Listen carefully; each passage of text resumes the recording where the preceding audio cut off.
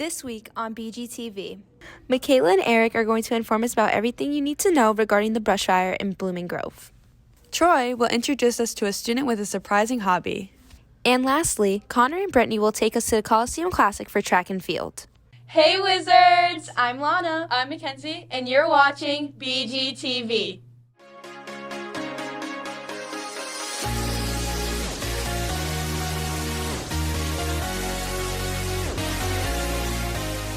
As many of you know, a brush fire occurred last weekend and caused serious repercussions on the town of Blooming Grove. This week, Michaela and Eric are going to inform you about everything you need to know regarding this extreme scary conflagration. This past Thursday afternoon, a brush fire began just behind me on Round Hill in Blooming Grove. Many homes were at risk at being touched by the flames, and even our own Round Hill Elementary was closed, as well as after-school activities were being canceled due to its close proximity to the smoke. Luckily, with the help of volunteers in our area, help was provided to those who were affected. And now to Eric, who's getting an inside look at the people who experienced the fire. Hey Eric, how are you? So, we know that you're a volunteer, and it would be awesome if you could tell us what organization you're a part of. So I volunteer at Blooming Grove Volunteer Ambulance, and I am a member there. I would love to know what your role was in helping the community fight the fire. When the ambulance gets called to do a standby, they do something that's called rehab. They sit down back, in this case it was up on a mountain, so they sit down at the bottom of the mountain, or they're stationed out throughout certain checkpoints throughout the mountain. They kind of just watch the firefighters. So basically they watch, and if they notice the firefighter's been up there for too long, or that they're getting tired, they'll tell their chief to bring them to them, and they'll basically check them out, check their CO2 levels, see if they need to sit out for a while, go home, or go to the hospital. I do know that there was people who had to be sent home and had to be sitting out because, they were there for hours, the firefighters. But yeah, accidents do happen on the mountain, and we just gotta be there in case. So, could you please tell me what your role was and the organization you're part of during the fire? I've been a member of the Cornwall Fire Department, the Highland Engine Company, for the last 26 years. And because the fire happened in Blooming Grove, we responded mutual aid. They called us earlier in the day for a tanker. We sent a tanker. And then about 4 o'clock after school was out, they requested mutual aid with another brush truck, and we have an Argo and an ATV, so we showed up with that. What were you doing there to help stop the fire? Climb that stupid hill with all of our equipment, and then start to build what's called a fire line, where you are basically creating a barrier between where the fire is and where the fire is going to end up to try to slow it down and stop it. And I heard that it was really hard to put out the fire. Was there a certain reason why it took so long? The terrain was all rocky, and it wasn't easy. We couldn't get any apparatus up that hill. Why do you choose to dedicate your time into volunteering as a firefighter? I tell my 11th graders this all the time when we're building resumes. It's our civic duty to give back to the community, and in some form or fashion to be productive members of our society. And I do it through firefighting because I like to help. I do it through trail maintenance because I like the physical activity. Doing physical labor after you think all day, it's kind of rewarding. Washington is filled with students who have some pretty interesting and surprising hidden hobbies and talents. That's right, Mackenzie. Sophia Spear is one of those individuals. This week, Troy will introduce us to her so we can find out what makes her special. Hi, I'm Sophia Spear. I'm the driver of the number 6 Tobias Slingshot.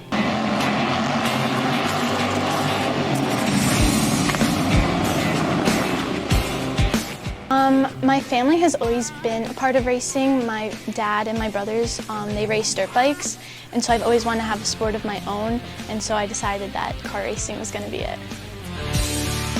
I go out 3 times a night on Fridays and Saturdays. I do a heat race, a feature, and I also have a practice in the beginning. It definitely affects my weekends. I can't be hanging out with a lot of people on the weekends because my main priority is going racing on Fridays and Saturdays, so Sundays is really my only free day to do anything.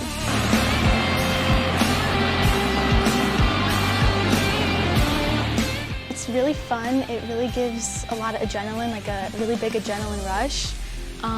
It's just an overall really fun sport, and I just really enjoy it.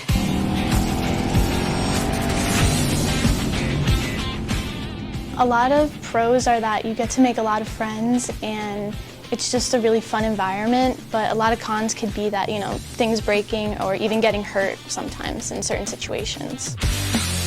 You could race for money. There's these things called slingshot tour races, and they're for the World Championship, and that is at the end of the year, and that's what I plan on doing this year, is to attend those races and compete for the World Championship.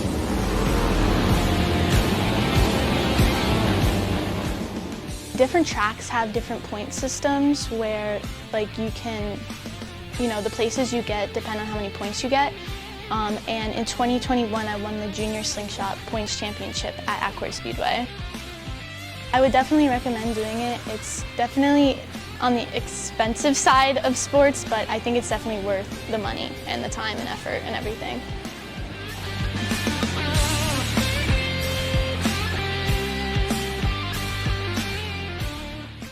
The 67th Annual OCCA College Fair will be held on April 27th from 6:30 to 8:30 at the SUNY Orange Physical Education Center. Meet with over 100 college admission representatives. World Language Honor Society will be holding a multicultural night on Friday, April 21st from 6 to 8:30. Come enjoy traditional foods and performances from different cultures. Class of 2024 is holding a Touch a Truck fundraiser at Round Hill on April 22nd from 10 a.m. to 2 p.m.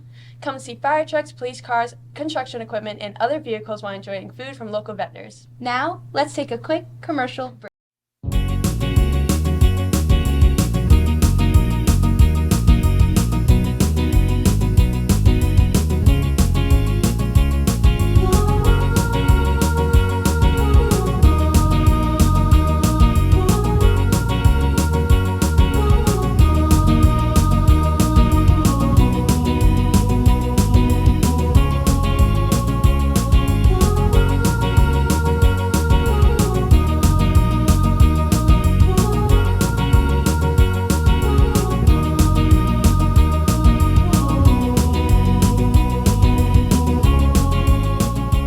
This week, Connor and Brittany are going to join forces in order to take us to the Coliseum Classic at Goshen High School.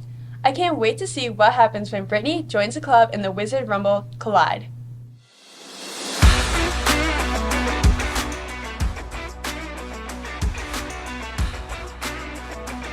Baseball has had tough luck with close losses to Kingston and Monroe Woodbury, but have the chance to redeem themselves with games against Pine Bush, Valley Central, and Middletown. Softball hasn't been lucky either, with losses to Valley Central and Newburgh. Their upcoming schedule are games against Beacon, Pine Bush, and Middletown. Boys lacrosse has been on fire with a recent win over FDR helping solidify their undefeated record. Up-and-coming games against Valley Central and Cornwall will test their perfect record. Girls lacrosse had a close loss to Saugerties 12-16. They have games against Goshen, Middletown, and Kingston to get back on track. Track and field has 3 upcoming meets at Goshen, home versus Minisink Valley, and away at FDR. Boys tennis has an onslaught of matches approaching as they will take on Cornwall, Goshen, Newburgh, and Beacon. The sportscaster this week, Haley Leonard, is out this week, so I'm here at Goshen to take a look at our track team compete today. I'm Connor Pierce, and welcome to the Wizard Rumble.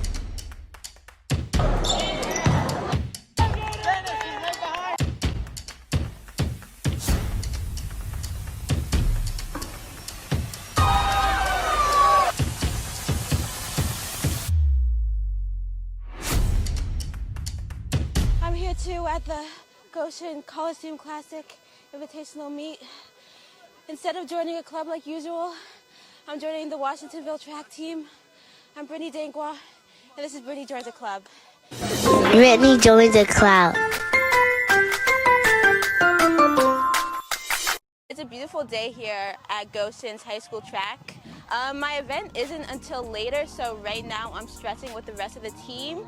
Over here, the steeple girls are actually getting ready for their race, which is the 3,000 steeplechase event. So let's go ask these girls some questions.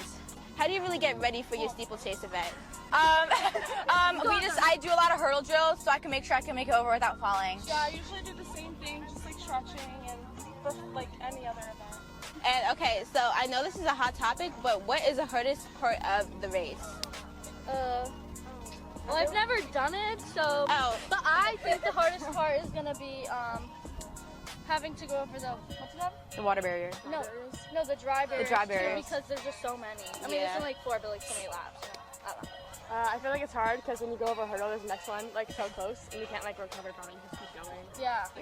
Yeah, I would say trying to keep up your like breathing and stuff like that because it gets really tiring. The water barrier after like all the land barriers is just exhausting. What's your pregame ritual before running? Like 10 minutes before I race, I take like a quick power nap. All right, so the people want to know, when is Brady Bohan coming back from the injury? Well, we got a doctor appointment Monday, hoping that goes well. Hoping to see me back on the track soon. Gotta get a good song on first, you know?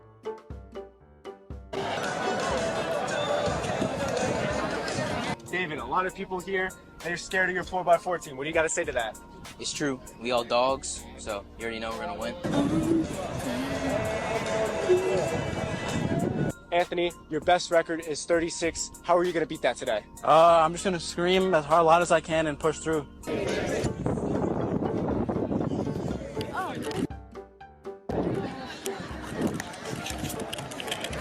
Jason, your best record is 52.9 in the 4x4. What are you going to do better for that today?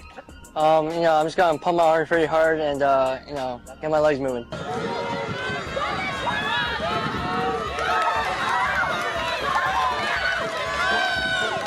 Nice. Evan, your best record is 33. How are you going to propel yourself and do amazing today? You just got to scream really loud, push through all your shot puts, just do the best you can. So screaming is the most important thing for throwing? Of course. It adds like an extra foot to your throws each and every time. No, because the 200, there's like 10 billion people doing it. Where did... Oh. So Jaden, David just described your team as dogs. You want to go farther into that? Yeah, no, first like Malachi, straight dog. Jason, not as much of a dog, but he still got that. Joey as well, straight dog. And I'm finishing it off. We out here to win. They're already scared of us, so we might as well give them a reason to. Wait, none of the times are up? No, none of them. Not even close to people. Wow. When is it gonna thunderstorm? Oh, man. Stanek, you're running the 200. What's going through your mind when you're running that 200? Zoom in, speedy, and nobody catching me today.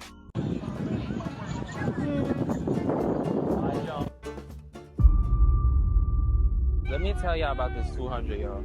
Because why they put 702 boys and girls combined in this race? We've been watching this 200 for like 2 hours. We not getting out of this meet. I want y'all to know, track is no joke. We got here at 9 o'clock in the morning. It's 1:55 p.m. The 200 is the second event of this race. Track is not for the weak, okay? I want y'all to understand that because this is our race. This lightning. So guys, we're making this lightning right now, so we had to shut down for a little bit because there's thunder coming. So right now we're shutting down. Everything's, I don't know what's happening, but yeah, I'll see you in a bit. I spent online for like 3 hours for the 200, so I'm a little disappointed, but this is a fun spin. You didn't get to go and you waited on the cold. I feel like they're gonna end up canceling it. I don't know. I have this feeling. But I kind of wanted to run because I was in a relay 4x8 and I was excited. But All right, so now, Wizards, we're back out here. The thunder has stopped, but as Last night I had no lights on. I was just picking out shirts, and this one just grabbed it. So it has nothing to do with the man over there. no, I don't think they look alike. So Wizards, we've just been canceled. The weather is too bad. So this has been the Wizard Rumble Sports with Connor edition. And this has been Brittany Joins a Club. And we'll see you next time. And that's all for this week, Wizards. I'm Lana. I'm Mackenzie. And you're watching BGTV.